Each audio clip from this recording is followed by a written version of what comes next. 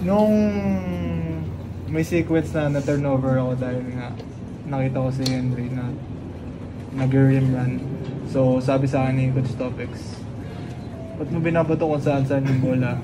Mas okay ako na itira mo. So the next nung third sequence na nung dalawang paso ko kay Raven, and then nakatira ako ng 3 points. Nung shumot, tinignan ko agad siya, sisisihin mo pa ulit ako. Na-shoot ko na. So, yung moment na gano'n, ayun yung ine-enjoy ko dahil, ayun nga, every game, may mga moment ka na kailangan mo i-treasure. So, mahalaga para sa akin as a player na meron kaming ganong relationship sa coach. And nagagawa namin yung gusto namin sa court. So, yung freedom na makapaglaro ng free flow offense namin, yung defense namin, lahat-lahat.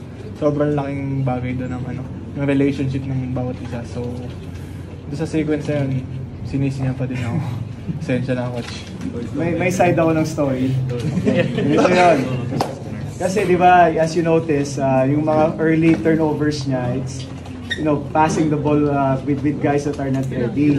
Sabi ko sa kanya, hawakan mo na lang muna. Sabi niya, hindi coach, ititira ko yun. Sabi niya, ititira mo? So, sabi niya, kahit malayo, ititira ko. Sabi ko, itira mo. So, which he did. I mean, sabi ko nga, tama pa rin ako. Kasi tinira niya, na-shoot niya. Kasi that's what we were joking about. But again, for this guy right here, he's always gonna make you look good. That's the blessing of having a KQ, a Mike.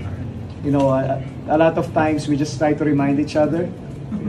This guy always reminds me if I'm getting so emotional. This guy reminds me also if I'm losing it. So we always try to help each other out because we get so get lost, especially me. And it's really nice to have that kind of relationship with these guys. We kind of flatten the hierarchy that I'm not the head coach. I just happen to have the title, but it's everybody. Coach Mon was the one really assigned to this team because it's personal with Coach Mon Jose. So we also want to give credit to those guys, and that's really the key to us. Is we work together as a team. We always use us, ours, and we.